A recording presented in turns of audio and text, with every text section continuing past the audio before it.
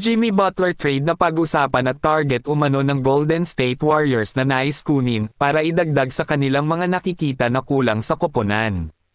Pero bago ang lahat nabigo nga ang Warriors na kunin ang dalawang target na sina Paul George at itong si Lauri Markkanen, ngunit sa kabila ng mga yan hindi pa rin naman tapos ang Golden State Warriors na humahanap ng mga manlalaro upang idagdag sa roster, hindi mapagkaila na naging masama ang kanilang kampanya nitong nakaraang season dahil sa mga kakulangan nila sa laro.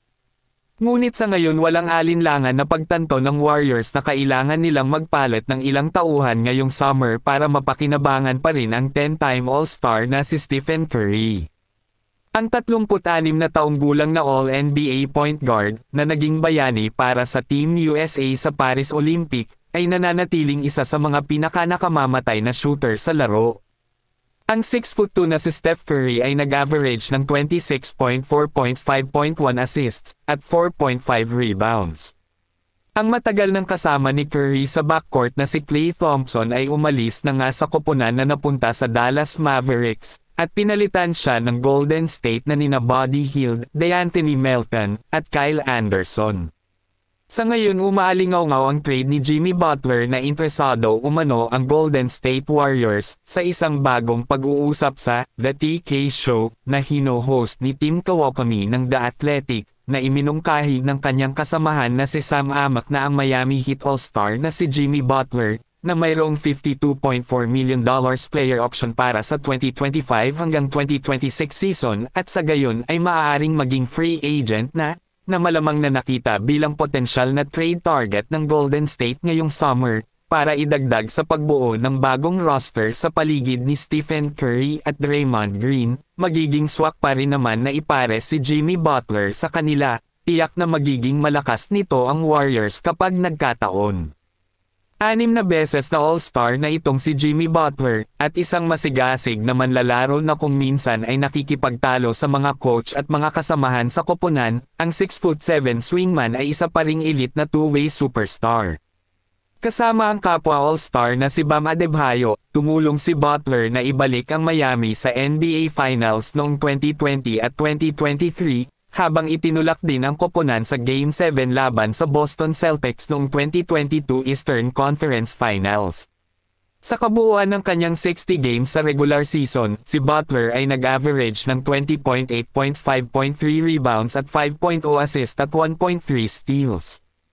Habang ang Los Angeles Lakers naman ay naghahanda nga para sa 2024 hanggang 2025 NBA season na may mga strategic moves sa trade market habang hinahanap nila ang tamang timplado para sa kanilang roster, nabigo nga sila na makakuha ng makabuluhang mga karagdagan, ang Lakers ay naghahanap ng mga potensyal na trade upang palakasin ang kanilang koponan.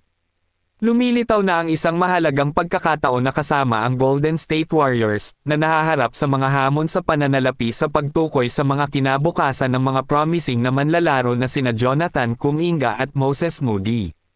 Si Jonathan Kuminga ay iniulat na naghahanap ng pinakamataas na kontrata, katulad ng kay Franz Wagner, na nagpapalubhas sa sitwasyon ng salary cap ng Warriors. Ang pangyayari na ito ay maaaring pagbitiw kay Moses Moody, na nahirapang makahanap ng mahabang oras sa paglalaro dahil sa lalim ng kompetisyon ng roster ng Warriors, na nagtatampok noon sa mga veterano tulad nina Klay Thompson at Andrew Wiggins. Samantala ang mga kamakailang pagpirma tulad nina DeAnthony Melton at Buddy Hield ay lalong naglimita sa mga pagkakataon na maglaro itong si Moses Moody. Sa kabila na ito nagpakita din si Moody ng malaking potensyal, sa kanyang unang 3 season, nag-average siya ng 8.8 points at 3.0 rebounds, na nag-shoot ng 36.2% mula sa 3-point range. Ang kanyang mga adjusted statistics ay nagpapahiwatig ng scoring potential na merong 16.6 points at 2.2 sa 3-pointers kada laro, na nagpapakita ng kanyang kakayahang mag-ambag ng epektibo sa parehong opensa at depensa. Ang kasanayang ito ay naaayon sa pangangailangan ng Lakers para sa isang pangmatagalang wing player na may kakayahang mag-execute bilang isang 3-and-D specialist. Ang pagkuha kay Moses Moody ay hindi lamang tutugon sa mga agarang pangangailangan ngunit magbibigay din sa Lakers ng mahalagang asset.